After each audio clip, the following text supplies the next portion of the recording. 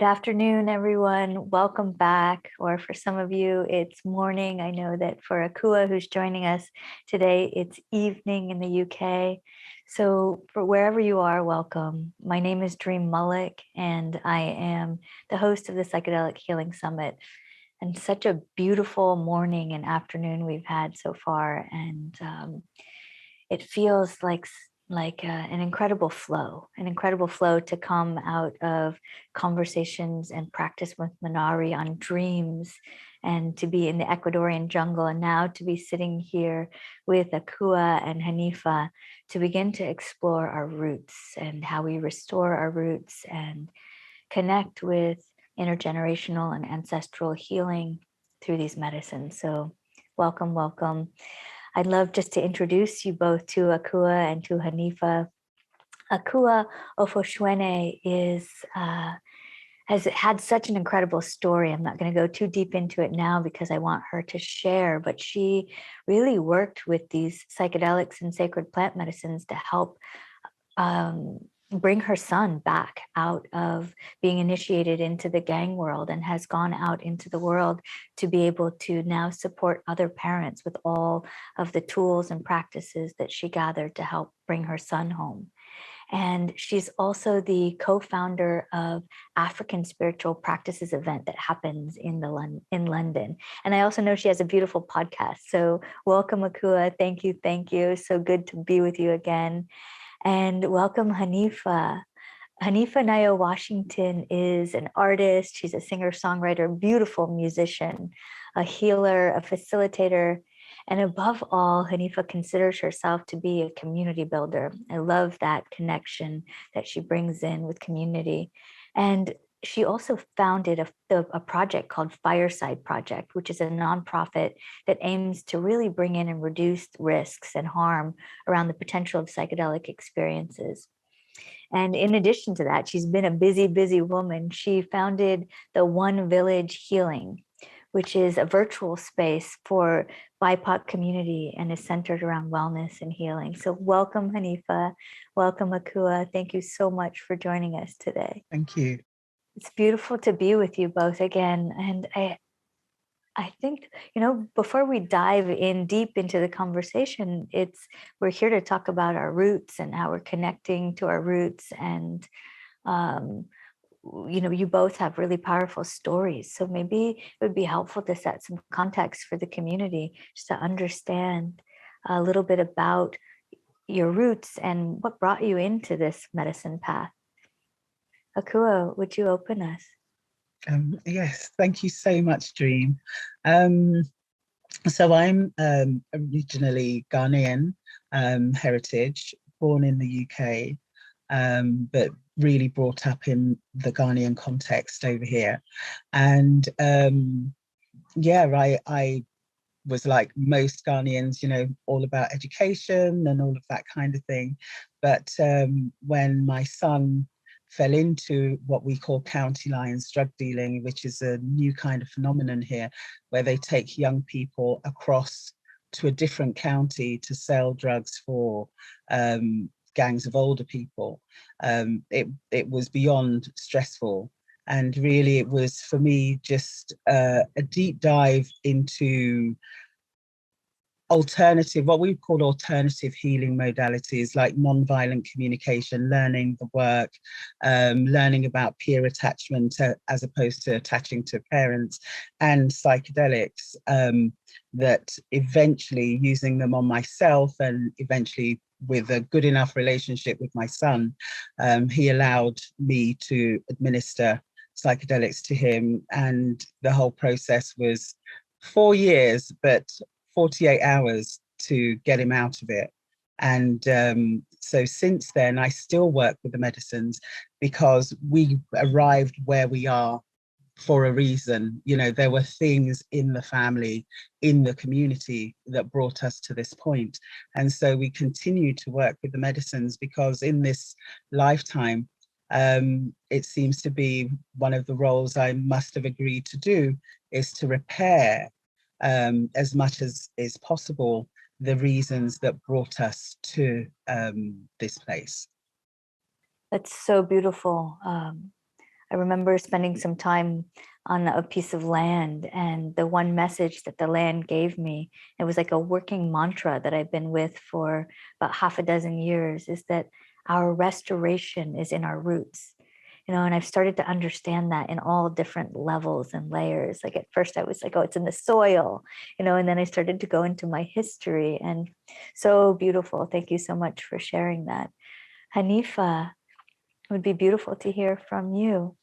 Thank you so much, Dream, for having me here as a part of this beautiful event. It's just been amazing, and there's so much to share. Where to begin?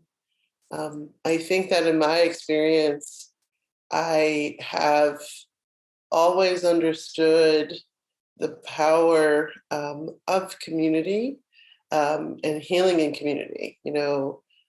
From a young age, being raised in a small Black Baptist church, that feeling of singing together and being together and witnessing spirit, and that I've carried that with me. And I think that when I began to search and really seek a deeper type of healing from what I know to be, like root level disruptions, my relationship with psychedelics really came out of that, and I've had wonderful teachers and community around it. So much of the work has also been in the integration process, right? So after the administering of the medicine is the journey, right? Is the work of uprooting, of noticing the cycles, of beginning to listen to the wisdom, right, and the intelligence and the messages that have come through during the journey process, or during the ceremony, if you will. So for me, being in community, having to be witnessed and witness other people in what their intentions are, and what their desires of healing are, has been super powerful. And so for me, I've always just been drawn to creating the spaces and the containers by which folks can really step into safe and brave spaces, challenging spaces, to have the deep conversations, but to also be in rest and in peace. And so I think that it's important when we're thinking about doing the work and holding the work and being in the work, that we think about what are the containers, what are the settings where folks can feel most alive and safe and connected. And those spaces aren't the same for all people. And so it's important to think about where does affinity fall within that. And when I say affinity, I mean likeness. So having spaces where it's just women or just BIPOC people, having spaces where it is, community, a diverse community coming together, and understanding that all those different types of spaces are important for our healing and wellness, and where we can go and where we can venture, or where we might feel, free to be vulnerable, to get into some of the mess and the pain and the traumas that are associated with a lot of racialized trauma, as well as being open to understanding the wisdom and the gifts and the brilliance that we carry as well. And so I've always just been one where I know that my freedom and my healing and my peace is wrapped up in everyone else's. And that becomes clearer and clearer to me as I journey in and for my own healing and hold space for others. That is so beautiful, Hanifa. You touched really on so many different sparks for me. We've been weaving throughout this entire 4 days with the community, the conversation around community and around healing in different containers, in different ways, and how often our traumatic experiences happen in isolation, but our healing happens in community. And what I really am hearing from you is the memory of the resilience that exists within that community, and I know Akua and I have had conversations in the past. We're talking about the traumas, but we're also talking about the cultivation of that resilience, or the memory, almost, is what I'm hearing, that exists already. And I would love just to know a little bit more, share with the community, what is Fireside Project? And is that something that you've created as this safe space? Yes, so Fireside Project is a gem in my life, and I'm so excited to share about it. I'm one of the co-founders, and it was established we went live with our services in 2020. And I'm so excited to announce that, we just celebrated our 1-year anniversary on April 14th. And we are really focused on providing, culturally attuned care, providing education to the community, as well as backing it all by rigorous research. And we do this through a lens of equity. We do this through a lens of beloved community. And one of our services that has been kind of our crown jewel is the Psychedelic Peer Support Line.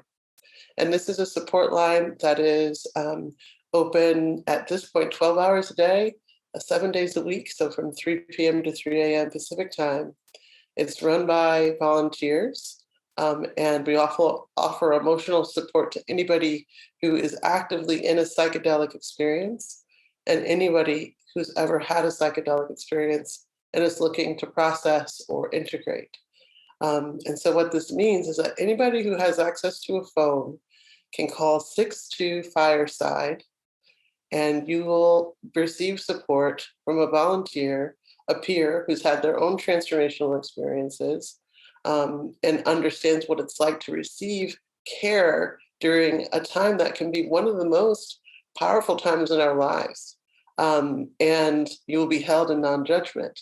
Someone will be with you and is there to ensure that you're held, you're seen, you're supported.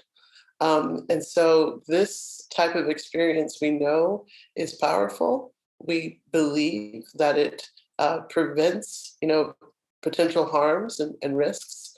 And we believe that it also can propel and uplift the potential of one's psychedelic experience. And many people say that their psychedelic experiences are, revelatory and revolutionary in their lives. And so we want to make sure that there's support during that for all people, and that folks know that they're not alone. And so this type of space has been powerful. We've supported over 2,500 people in our first year. We believe we'll go on to support probably 10,000 people this next year. It's run by the community. So this is all types of people from all over the country who dedicate a year of service back to the community. So this is people to people. And I think it's just really important to understand the importance of peer support within any type of model of care. It's core to who we are as human beings. Thank you so much, Hanifa, for sharing that beauty and talking about community and what it is when we have these experiences and then we want to give back. Earlier in the day, I was speaking to Hannah McLean and Elias, and he was really talking about these experiences and people wanting to be of service, but needing to ground in to then come back out and actually be able to offer service, because there's this exuberance that often happens when we have these experiences. And we've spoken about that throughout this 4 days, really, what is reciprocity? Like, what is reciprocity, and how do we offer from a space of asking even what is needed before we just come in and offer? So I am so appreciative of what you're creating and what you're sharing, and I hope the community is able to benefit in so many different ways, including offering themselves as a volunteer. Akua, would you like to share with us any ways that you really connected with the community around this healing process for you and integrating, or in your family? Like, what was your process? At first it was, I mean, I've always been someone who's quite vocal. And the first time I did Iboga, I asked the medicine when I finally remembered, because I went in with a question and then forgot. But I remembered, okay, what's, why am I here? What am I here to do? And I remember kind of looking at it, thinking, well, what am I going to do with this? And then it seemed to push it on me. So I was like wearing the megaphone, and I suddenly understood, this kind of big mouth thing, I can direct it. And it was really helpful in just kind of having this idea of, oh, okay, so this is going to be my role going forward. But it also really pushed me out of the shame of being the person whose child has ended up in a gang. Because when I came out of the medicine, the biggest, I felt fabulous. I felt really ready to tackle what was in front of me. But I realized the biggest thing that had been let go was the shame. And once I really kind of was out of the shame prison, then I could just share. And even when people would say things that before would just crush me because I felt, they were saying what an awful parent I was. It actually didn't matter whether it was what they were saying, but also what I got to hear was, everybody's scared of this. As a parent, you don't want to be in my position. And so even when people are hearing it, they are still trying to find a way to definitely make sure in their heads they'll never be in that position. And so there was no need for the shame. And the more I shared, just the better I felt, because also the more medicine I got from people who, have you thought of this? Have you tried that? Oh, I know a woman who's going through this. I know a man who's going through this. And I was like, give them my telephone number, give them my telephone number.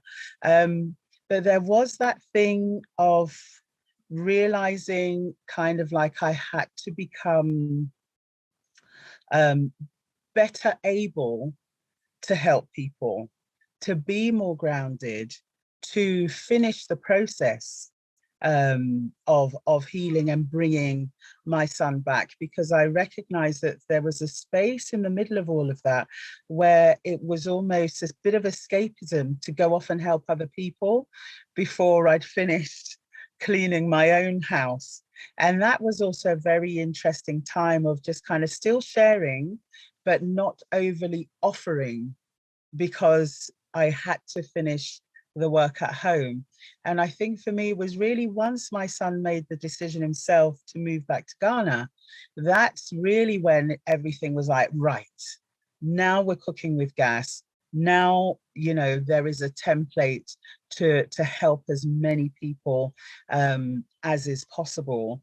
And then since then, I'm having to learn patience, because I find, in the beginning, I was kind of like saying to parents, right, you think this is worse?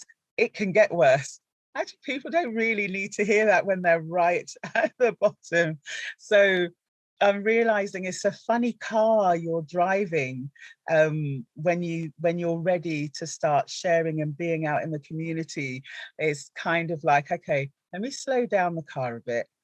Let me impart the information. People don't have to come back straight away. Some people, it's been a year, and then they've actually come back to me and said, I've carried on thinking about what you said, but I just wasn't in the place to be out there with it. So it's been a great learning curve, the whole thing. It's a long journey of sharing what one goes through with a wider community, and you don't know when it worked, and that's absolutely brilliant. I remember somebody telling me that the Buddha apparently said something like, it's better to be the signpost and not the destination. And I really, really, really value that now. So my thing is, I'm standing on the corner just shouting it out, and what lands, lands, and what doesn't land, and it doesn't matter, because just by getting it out there, one starts to affect change. So I'm embracing this new position now where I don't have to see the end result. I don't have to drag people kicking and screaming, because I realize even all of that is part of a kind of frenetic energy that I can afford to just bring down a bit now. You know, the trauma, we're on another side of the trauma, and calm can kind of like come back in, and steady work of sharing can come out. So I'm happy to, I'm only about 6 months in that space, mind, of not kind of, you know, going mad ham with it. But yeah, really, really enjoying that now.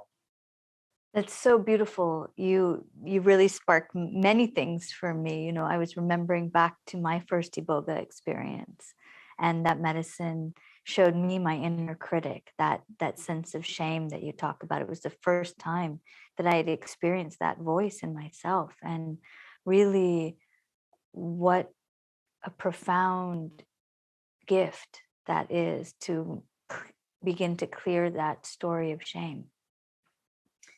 And that slowing down, we've spoken a lot about that throughout the last 4 days, this sense of urgency that exists, and this desire to meet that urgency, and at the same time the frenetic energy that creates, and the real need just to slow it all down a bit.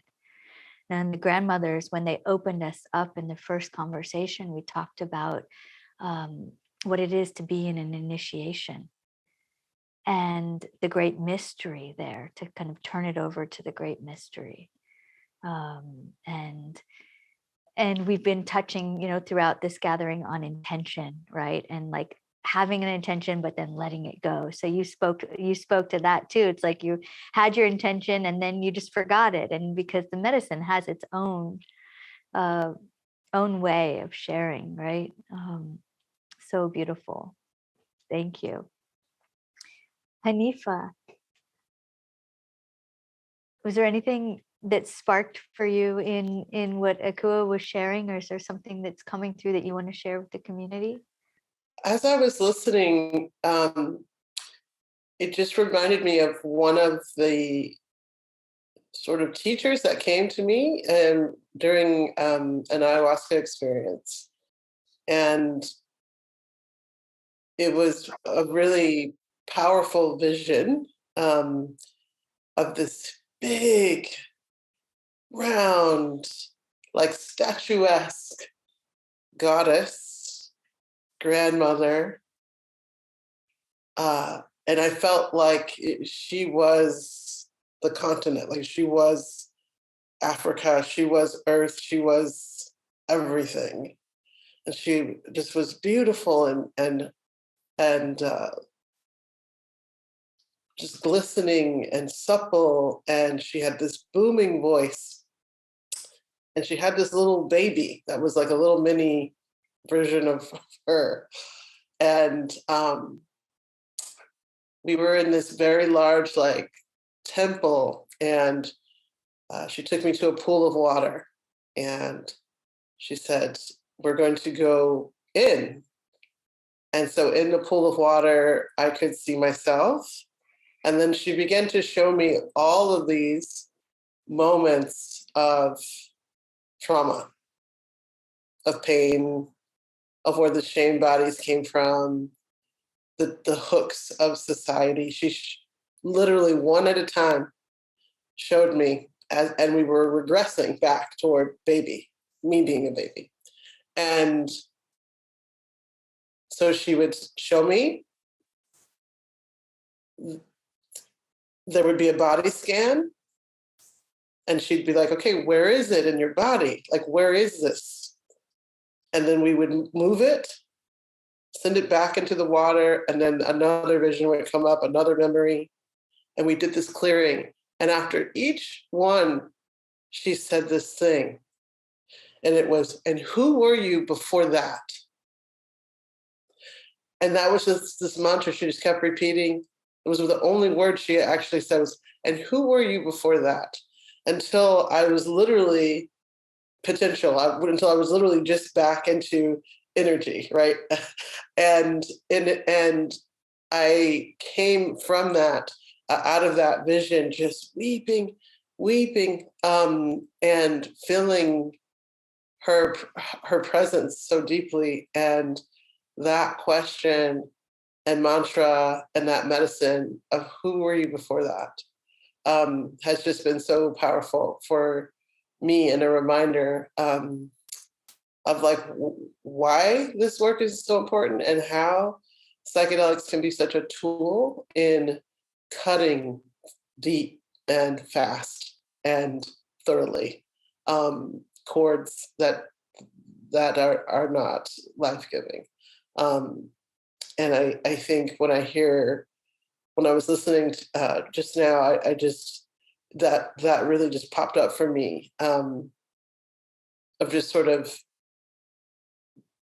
moving swiftly, moving with intention, not because you're moving with intention, but because that's just what's happening, and that's what needs to be done, in the moment.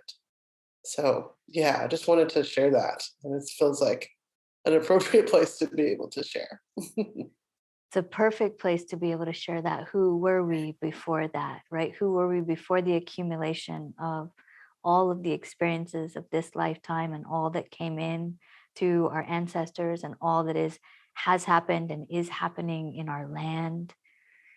That was my first experience with Iboga. It took me back into all of these different life experiences, and then into the creation of each of my blood vessels. Everything slowed down so much that I witnessed the birth of each blood vessel, and then it showed me the cosmos, and it was the same, and it was this just realization of awe.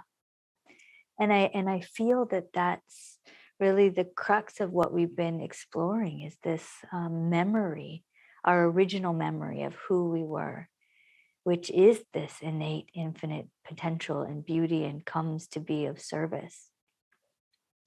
And I'm really curious, Hanifa, like how you integrated that experience, right? Because we have these profound psychedelic or sacred plant medicine experiences, but then, as we've often talked about here in the last 4 days, the medicine is the integration of that into our life and how it changes our family systems and communities. And so I'd love just to hear more from both of you, how you were integrating these experiences in. Sure, I can hop in. So, art and music have always been pretty massive grounding practices for me. And I found, once I started to create a relationship of reverence and ceremony with psychedelics, that those sort of natural gifts became wonderful tools for integration for me. So often, a song, or a piece of poetry, would result after I was sort of in an experience. So the next day or weeks later, a song or a meditation that I would create would come through as a way of remembering that magic and that message, and to come back to it over and over again. And so to me, healing is life. It's this thing that's always happening. And so it, for me, being able to have like a piece of music or a poem that I can like revisit periodically just helps me remember the message, and to check like, well, am I being true to this? Am I bringing this into my day-to-day life? Which is, to me, what the process of integration can be, is saying, okay, what new ways of being am I practicing or integrating into my day-to-day being? And that, there's a process that I call UMI. So it's like awareness, understanding, medicine, and integration. And to me, it's a spiral, and it just keeps spiraling. So, and that spiral is the practice of healing and living. So being aware, and that's what, for me, psychedelics and plant-based medicines have really helped me with, is to raise my awareness. awareness of like, what is going on? Where is the pain? Where is the joy? What are the questions? And so when there's awareness, you can have more understanding and explore. And then once you've done that, you can apply and be with whatever medicine is needed, whether that's like, you need to walk more, eat more green vegetables, or you have to have that conversation with that ancestor or that living relative that might be difficult. You need to cut this cord. You need to, drink more water, whatever the medicine is, it's always a little different.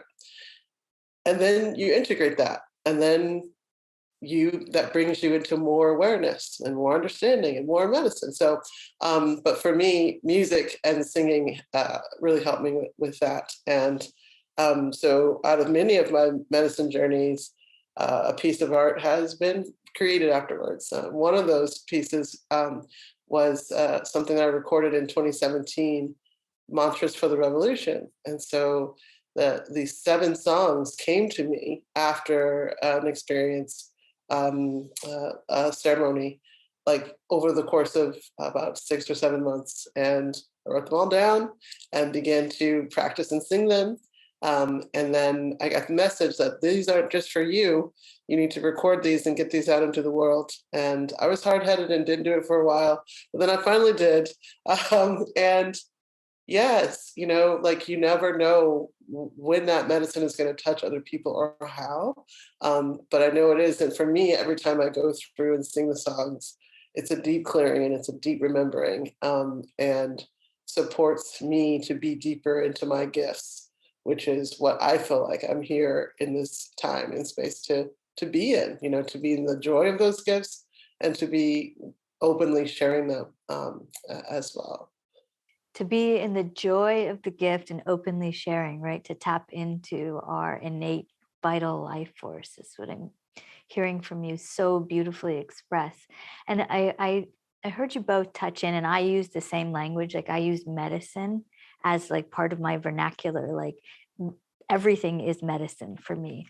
And I heard you both reference it in that way. And I just want to maybe give some context for the community at large that's coming in that may be new to some of this vernacular or this space. So when we're talking about medicines, we're talking sometimes about the actual experience of taking a sacred plant or a psychedelic. And then we're talking about all the different experiences, modalities, practices, conversations, life as medicine, like life as this ongoing relationship and conversation and dance that can happen when we deepen in. So I just wanted to make sure that was really clear for the community. Akua, I would love to hear from you. We'd love to bring your voice in. Yeah, listening to Hanifa, it made me remember, because I haven't, I used to trip reasonably regularly until the medicine told me to come back with a higher dose. And I was so freaked out, I didn't trip again for 8 months because I was so scared of going higher. And then I went higher and it was fine. And then suddenly the medicine wasn't working. And I was asking around everywhere, and I thought I was having a deep psychological crisis. And luckily I spoke to my plant medicine teacher, and she asked me loads of questions, and she was like, that's Candida. And I was like, oh. So I went on a Candida diet and everything is cleared up and I can trip again. And it was so interesting tripping again on a much, much lower dose, and just having such a huge experience, because it felt that even the Candida had been medicine, because it's obviously something that didn't just happen overnight. So cleaning my gut to welcoming the medicine again it just felt like every cell got some of that medicine and was just imparting so much knowledge and learning. And what I always do is what I call integration is the kind of unpacking everything that I saw. And then I've got a section I call the work, where I get pen to paper and I write down the learnings that I must now bring into the 3D world, because I realized from my early days when I would trip is I would forget the learnings. I would remember the visuals, I would remember the feelings, but over time I would forget the bits that I needed to bring into the 3D world and change ways of being. So I started to write them down. I would call them the work, and I'll go back and look at them, because I invariably, if there was 4 things to change, the first 2 weeks are brilliant and really easy. And then after about 6 weeks, I can only remember 2. And, you know, after 3 months, I can't remember anything. And I think, oh, it's maybe time to go back in. And then I'll go back to my list and I see the work and it's like, oh, right, okay, yes, let's keep doing the work. And I actually really enjoy that now, the going back in. And one of the things I started to do, which feels slightly like torture, is to talk to my brother about my integration and what I think is the work, because invariably he disagrees with everything I've said. And we will argue and argue and argue, and then I'll go to bed and I'll meditate on what he said. And then the next day I'll get some new answers. And some are what he said, and some are something completely different. And I just love that process. I really, really, I'm filled with trepidation when I go to tell my brother, because I know I'm not going to like what he's saying, but I also know that he too is part of, you know, the deeper integration of the medicine. And that's the part I really, really relish. I relish meeting up with my deities again, but I also really relish for having a new aspect revealed that I can work and chip away at some of the old stuff. And for us and our family, the story is loss and greed. And it's just, you know, and it feels like each time I go in now, it's like chip, chip, chip at this huge rock, and it's so small, the dents that are made. But I feel like for us in our family, I feel so pleased that each time the medicine shows me another aspect of this loss and greed, and how it's emerged, and how it's emerged in different parts of the family and the younger people as well. And now I'm having to learn new ways of speaking to nieces and nephews who don't yet work with the medicine, to help them to also spot this loss and greed.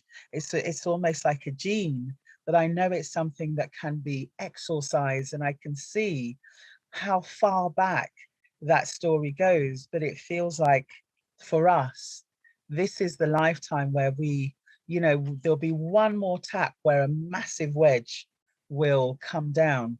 And that makes me so excited, to be at a time where we've rediscovered, you know, we have a saying in Ghana, Sankofa or Sankofa, return back and fetch it. But the real meaning of Sankofa, if you see the bird, it's turned round and it's got an egg in its mouth. The egg is the soul and is also the beginning of life. So it's a real deep go back and fetch it. And it's very much fetch it and bring it back. And so I just feel like we're so blessed to be in a time where we can really be working on Sankofa. Go back, fetch the knowledge, heal the pain, bring it back into this time, which will then show the route forward for the coming generations. What you're sharing is so powerful and woven into the last 4 days. And we've talked about prophecies. We've talked about various different prophecies throughout the last days, and you know, the beginning folding back into the end. You know, the beginning folding back into the end. And what I'm hearing in your story is both connecting with the ancestral experiences, and without attachment to whether it's a big or a small chip, you know, just knowing that this is part of the evolution in the process, and also paying it forward to all the future generations, the way this work has is informing, your son and your nieces, and that's how it's done, right? So I'm feeling that really so beautiful. And I'm also hearing from you, which is a common conversation that we've been having. And oftentimes in the psychedelic ecosystem, like there is a chasing of experiences, or going from one, medicine journey to the next, to the next, to the next. And what you're really talking about is bring it back, allowing it to land, allowing these journeys to really imprint into your life in simple yet complicated ways, in conversations with your family, in ways that may not feel comfortable, but are how we do the work. So it's really, I just want to honor that and say thank you. Thank you for bringing it into this conversation, and thank you for everything that you're echoing out into your communities. Hanifa, love to also just invite you in to share. Thank you. Yeah, what a beautiful and blessed conversation that we are in today. I immediately began to think about the concept of time and doing ancestor work, and being an ancestor is just thinking about the premise of it is just, it gives me such tingles. And I also know through my spirit guides that exactly the work that we do now, if it affects all time space along the line. So how awesome is it? Yes, that we are in this gifting or rediscovery or alignment with these medicines, plant-based medicines and psychedelics, that we as human beings are,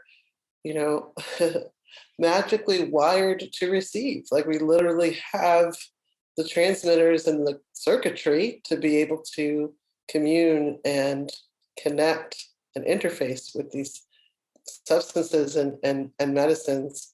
And so how wonderful it is to be in the mix and a part of the community that's holding the spaces and educating people and bringing people together around these things, so that we can reorient our relationship with them as a society, as a species. And so I think that the work that I've seen in my life before I was working with psychedelics and plant-based medicines was very in here, very in the mind, very up here. And it was like the rest of the body just didn't exist. Everything was about, we got to fix the mind. And so in that way, was able to really, in a cerebral way, see the roots, excavate them, can talk about them in great detail and where they're connected and how this thing affected that thing. I could have the mind work and the mind medicine really helped me to be able to visualize and see, but not really understand. And more importantly, not able to clear these roots of pain and bondage and trauma. But I could eloquently talk about them. Plant medicines and psychedelics and these earth medicines and the practices of integration and community healing have helped me and others that I know transmute, dissolve those roots back into healthy soil and potential. And almost in an instant. And that's what's so amazing about it, is that it doesn't, I feel like I prescribed, like, oh, it's got to take, there's this quantitative things, like if it needs to take a lot of time, to be valued or effective. But actually, transformation and healing can happen literally in an instant. And so I think that it's time to move beyond just the excavating of the roots, but to move into the transformation and the dissolution of those systems that we carry in us individually and as groups and as societies. And so I think that we cannot have like large scale change if we're not doing the work individually. And we can't have large scale change if we're also not doing the work in community. So I think for me, I just feel like there's a call for the work that you've been doing, around the families need to be involved. And then keep reaching out to the larger communities and the larger communities.